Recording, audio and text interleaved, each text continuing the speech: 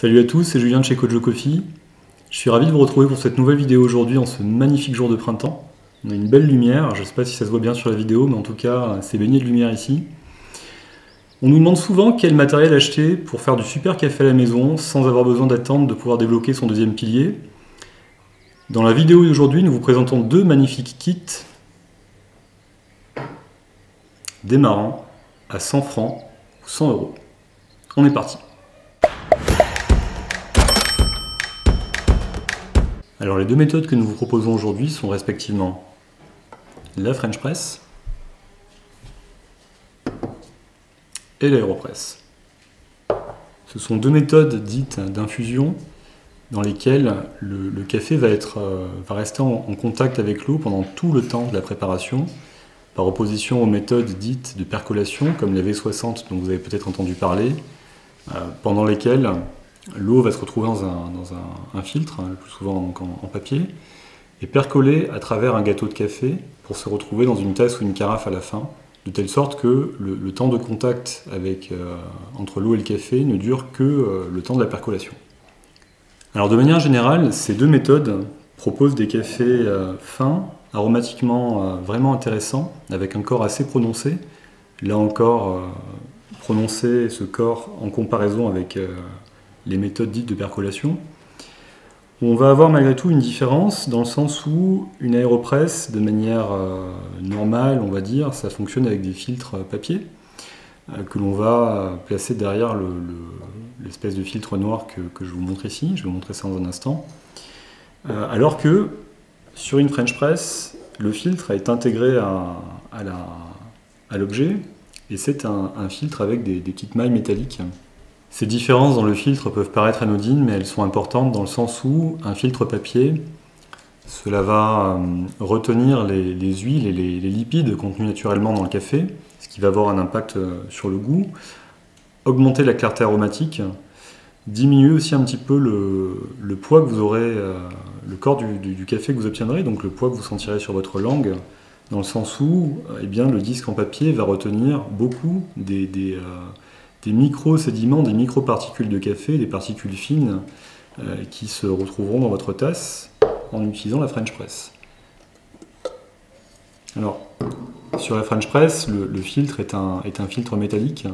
La maille n'est pas particulièrement fine, ce qui fait que les particules que je viens d'évoquer vont passer, de même que les lipides, donc les matières grasses qui sont naturellement présentes dans le café. Et on va avoir une tasse plus corsée, on va avoir une tasse avec plus de corps, on va avoir une tasse qui a peut-être un peu moins de clarté aromatique, mais rassurez-vous, les arômes du café sont parfaitement bien extraits également avec la French Press. En ce qui concerne le matériel, la liste ne serait pas complète si je ne rappelais pas donc l'utilité du moulin,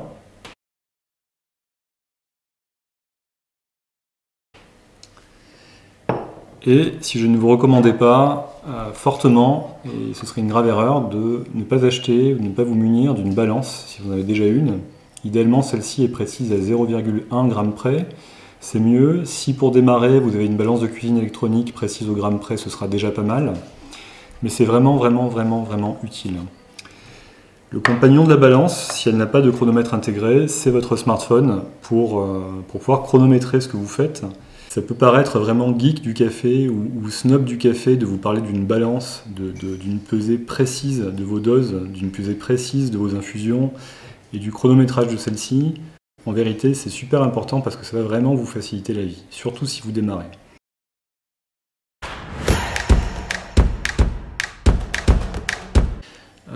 Comment ça fonctionne en deux mots une French Press? Pour commencer par elle, c'est hyper simple.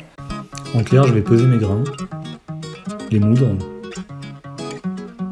les déposer dans ma French Press, tarer ma balance, verser de l'eau, attendre 4 minutes environ, retirer la croûte, attendre à nouveau environ 4 ou 5 minutes, presser, servir et enfin déguster. Donc le processus est relativement long, c'est un des points faibles de la French Press. Mais en l'échange de ça, on a un café, comme on le disait, qui est fin, on a un café qui va révéler des arômes, on a un café qui va avoir du corps, Alors ce n'est pas de l'expresso, ça n'aura pas de créma par-dessus, on n'a pas la mousse traditionnelle qu'on voit sur un expresso, mais c'est fin, c'est aromatique, ça a du corps. En un mot, franchement c'est convaincant et c'est bon. En plus de ça, c'est vraiment écolo comme objet, dans le sens où c'est fait avec des matériaux très simples. J'ai du verre, et j'ai de l'inox, j'ai un tout petit peu de plastique, et c'est du plastique sans BPA, c'est du polypropylène. Votre filtre, c'est un filtre en métal, c'est un filtre qui est là pour la durée de vie de l'objet. Vous n'allez jamais en changer, et vous n'avez pas besoin d'avoir de filtre en papier ou autre. Il n'y a aucun consommable. L'autre chose qu'on aime avec la French Press, c'est que celle-ci existe en plusieurs formats. Là, devant vous, vous avez un format de 350 ml. Mais s'il s'agit de servir, quand vous préparez du café, s'il s'agit de servir plus que vous-même et une autre personne, il existe des modèles plus gros, jusqu'à 1 litre, si je ne me trompe pas. Du coup, on peut faire en une seule préparation de nombreuses tasses. Autre point positif, comme on l'a dit, c'est un contenant qui est en verre, donc en termes d'hygiène, c'est tip-top. Ça va pouvoir se nettoyer avec du savon et de l'eau claire et être parfaitement propre une fois qu'on a terminé. Les moins maintenant, les points négatifs donc, le premier c'est que c'est quand même un objet qui est relativement fragile. Une French Press qui tombe, c'est une French Press cassée, c'est du verre, donc avec tout ce que ça suppose, ça tombe, ça casse. L'autre défaut que je verrais, c'est que c'est une méthode de préparation qui, comparée à l'AeroPress qu'on va présenter dans quelques minutes, vous proposera moins d'acidité en tasse, un côté fruité, mais là aussi en comparaison avec l'aéro, moins fruité. On met moins en exergue l'acidité du café, on va avoir plus de corps, comme on le disait, plus de poids sur la langue.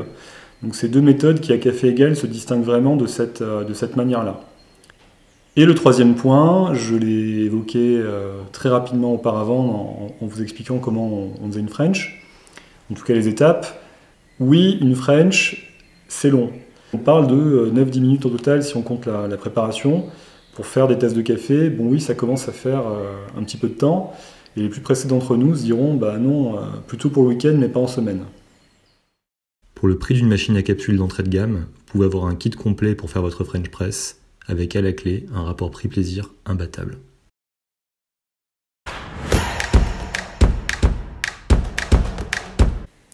On passe maintenant, si vous voulez bien, à l'AeroPress. La mise en œuvre est très simple, je vais peser mes grains, moudre, déposer ma mouture dans mon piston, tarer, verser mon eau, agiter, placer mon filtre, presser et enfin servir.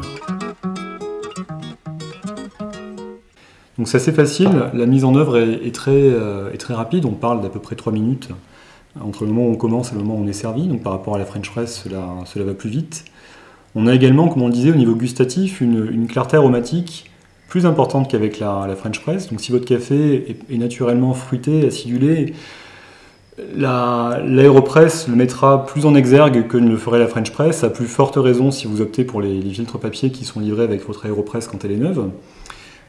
On a également un petit peu moins de corps qu'avec une French Press, mais pour une méthode d'infusion de ce style-là, il y a quand même un corps présent. Alors attention, en termes de comparaison, si vous ne buvez d'habitude que des expressos, attention, c'est pas le corps de l'espresso, vous n'aurez pas le même poids sur la langue qu'avec un espresso, mais ça reste très convaincant avec le côté aromatique en plus.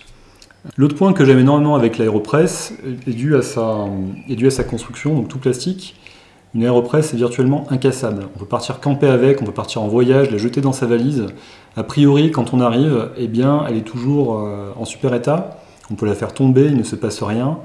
Je trouve ça assez écolo aussi, bien que ce soit du plastique, dans le sens où, bien comme c'est très durable et qu'il y a vraiment très peu de chances de la casser, en principe vous achetez une AeroPress et vous la gardez très très très longtemps. Dernier point au niveau écolo, si vous optez, comme on l'a fait sur cette AeroPress-là, pour des filtres inox, eh bien vous n'avez plus de consommables, ce qui ajoute au côté écolo et sympa de l'AeroPress. Alors maintenant, pour les points négatifs, j'en vois deux principalement. Le premier, c'est que Quoi qu'il arrive, une aéropress, ça fait 250 ml maximum. On a beau repousser le piston le plus loin possible comme ici, hop. Quand on va venir remplir en eau, ça fait 250 ml, ce qui représente à peu près 2 tasses de café. 2 tasses comme celle-ci. Deuxième point, si justement vous n'êtes pas seul à bord de votre aéro et qu'il s'agit de la répartir, il va vous falloir un pichet ou une carafe. C'est pas évident de presser dans des tasses comme celle-ci, puisque vous allez presser. Ensuite, pour faire la deuxième tasse, vous allez relever votre aéro, vous allez faire des gouttes par terre sur votre table.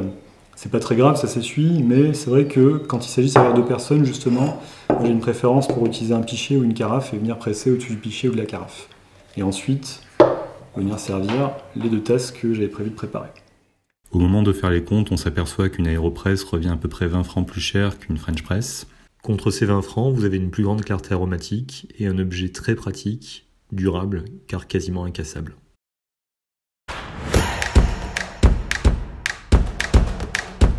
On arrive sur la fin de cette vidéo, je n'ai pas envie de décerner le prix du vainqueur à l'une ou l'autre de ces méthodes. Je trouve qu'elles ont du sens toutes les deux. Et ces 2 objets ont clairement de la place dans votre cuisine si vous êtes passionné de café. Petite mention spéciale à la French Press, je suis parti avec un a priori assez négatif. J'ai fait mes premiers essais il y a quelques semaines, des essais poussés j'entends, pour voir ce que ça pouvait sortir, et j'ai eu d'excellentes surprises avec des cafés de spécialité, notamment avec des Kenyans, des Éthiopiens. J'étais sur le cliché selon lequel, un cliché qui a la peau dure, selon lequel une French Press c'est fait pour des cafés torréfiés assez forts. Je suis pas spécialement d'accord, je trouve que ça va extrêmement bien avec des cafés de spécialité, et j'apprécie énormément le côté peu onéreux du kit, se faire plaisir à ce point-là pour 100 francs. Ça vaudrait vraiment le coup ce serait vraiment dommage de s'en priver. Donc mention spéciale eu égard au prix et à ce que ça permet d'obtenir. En revanche, si vous êtes vraiment mordu de fruits, d'acidité, si vous préférez peut-être sacrifier un petit peu de corps, je dirais que l'aéropress mettra, à plus forte raison si vous utilisez des filtres papier, mettra en exergue le fruit, l'acidité de vos cafés de manière bien plus marquante que la French Press. Mention spéciale aussi pour la durabilité de l'objet, pour le côté incassable, le côté nomade, on peut vraiment l'emmener partout son aéropress sans craindre de la casser. Certains moulins même, regardez, ça viennent s'imbriquer parfaitement avec votre aéropress, de telle sorte que vous pouvez voyager comme ça, glisser ça dans la valise, la manivelle contre, et l'encombrement est vraiment très très très réduit. Mais encore une fois, il n'y a pas de gagnant ou de perdant. Je trouve que ce sont deux très belles méthodes, 2 méthodes qui sont très intéressantes pour obtenir des cafés d'une grande finesse, sans trop se casser la tête sur les méthodes. On va revenir sur ça dans une prochaine vidéo, mais beaucoup de plaisir donc à la clé pour un budget assez réduit, il faut le dire. C'est la fin de cette vidéo, je vous remercie de nous avoir suivis aujourd'hui. Si vous aimez nos contenus, si vous avez apprécié cette vidéo, je vous remercie de la partager autour de vous. On est également preneur de likes, ça nous fait vraiment plaisir, ça nous pousse à continuer. Et évidemment, on vous encourage aussi fortement à vous abonner si vous appréciez ce qu'on fait. N'hésitez pas, quand vous vous abonnez, à activer la petite cloche des notifications. Vous ne manquerez comme ça aucune de nos nouvelles vidéos. S'il y a des vidéos que vous aimeriez que nous préparions pour vous, s'il y a des questions que vous avez, n'hésitez pas à nous laisser vos suggestions, vos questions dans les commentaires ci-dessous. On lira ça avec grand plaisir et on vous répondra avec un plaisir encore plus grand. Je vous souhaite une excellente fin de journée, je vous dis à tout bientôt.